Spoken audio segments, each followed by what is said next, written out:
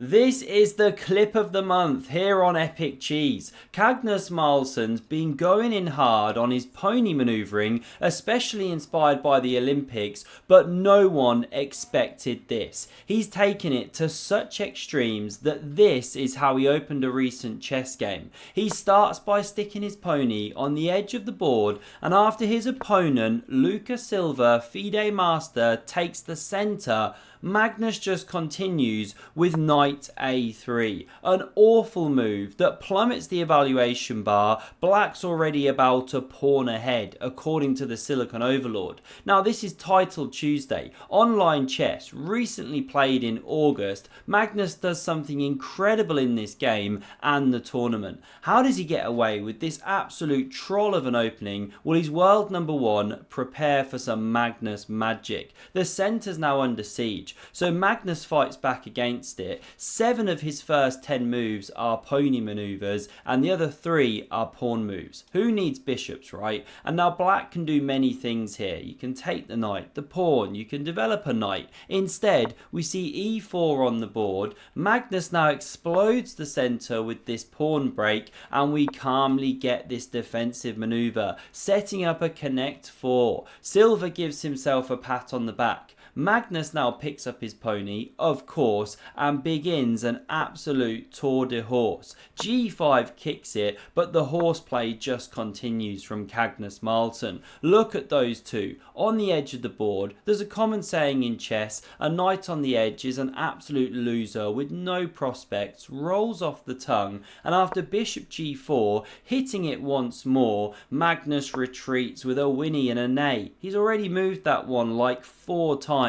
Now there is a threat to go f3 here, so Black reacts by retreating the bishop, but it's given the miss because h5 was actually stronger. You have to fight fire with fire here, play a wacky looking move, but with h4 on the way, this one running out of squares fast, it's a very powerful response, but missed. Magnus now has the chance to push forward with h4, big pressure on the g-pawn, so we see captures, best move, but here's the point.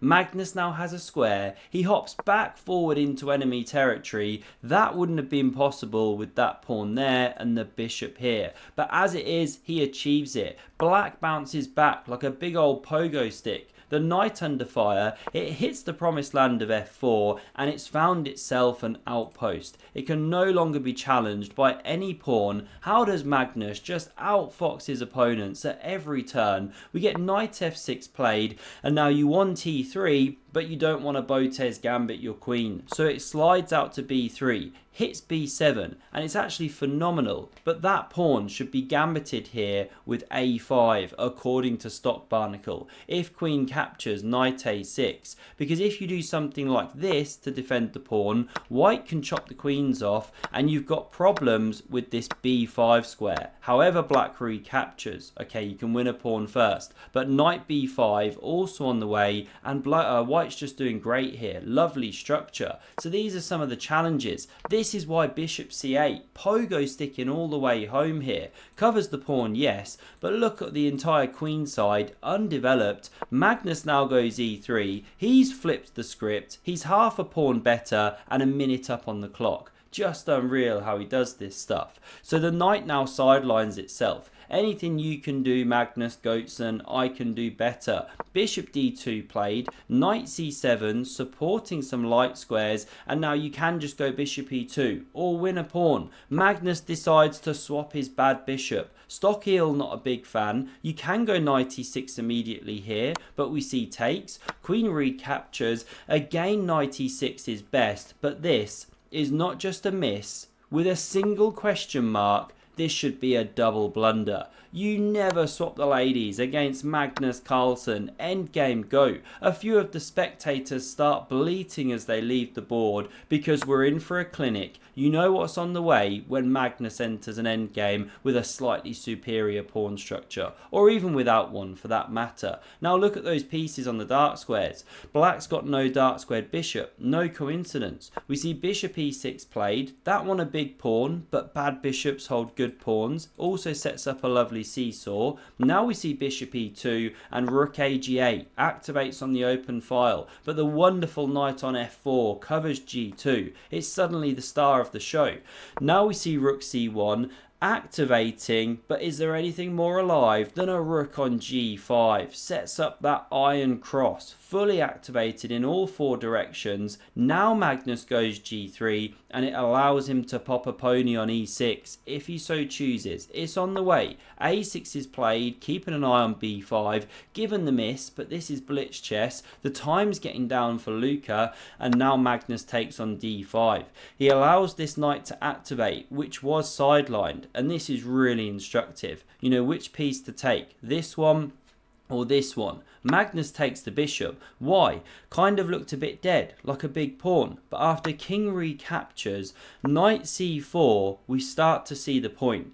The best move for black here, and almost the only move to keep it at around a pawn and a half advantage to white, is rook e8. Then knight e5 comes, but it was missed. Rook d8 was played, natural looking idea, half open file, but now Magnus doesn't hit e5, really obvious looking move. He retreats the knight to d2. Just such a classy switch of play. The pawn's under fire. The only way to sensibly defend is king f5, and it looks like everything's under control. But there's a tactical shot which the world number one finds. This is an absolute banger, a game changer in the words of Christian. Every man knows the fear of that close shave just down below the waistline, but with the Lawnmower 5.0 I've managed to checkmate that fear.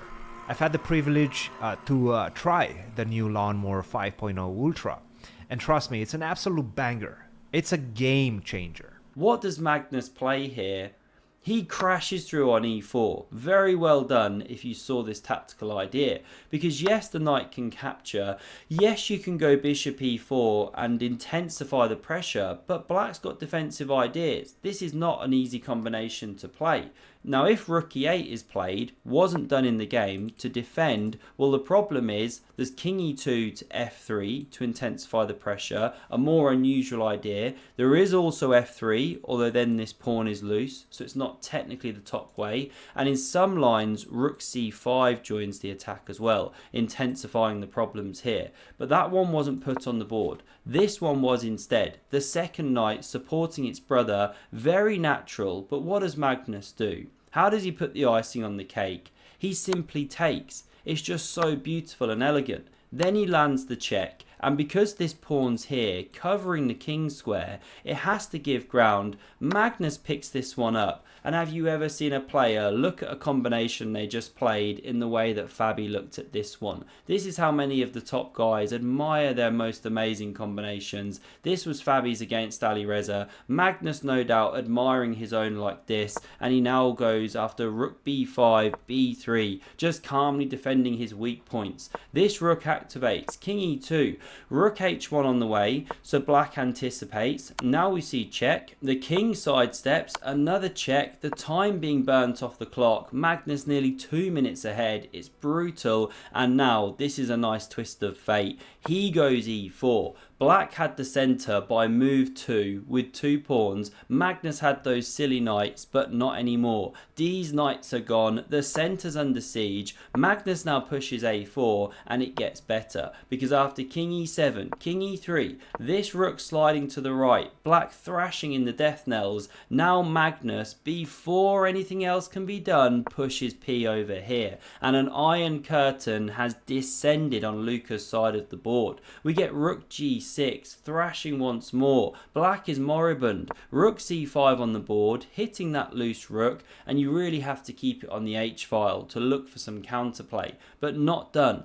Takes was played. Pawn recaptures, binding this camel toe pawn formation here on the queen side, and now after rook h6, Magnus even offers the second trade of the cannons, and black acquiesces the request. Again, you should keep the rooks on to look for counterplay. This one was played, however, pawn recaptures, and on move 41, black resigns, about to lose on time. It's a hopelessly lost endgame. The white king's marching in, and if you try and take some kind of opposition, well, d5 comes and you push a passer, or takes and you make a passer on the c file eventually. Lost endgame. And this is what Magnus did in the entire tournament. He clean swept it. 11 out of 11, very rarely done. I think only Magnus and Hikaru have ever done it, a couple of times each. And check out the video on screen for an exceptional game played by Hans Niemann in one of the recent events. Thanks a lot and see you soon.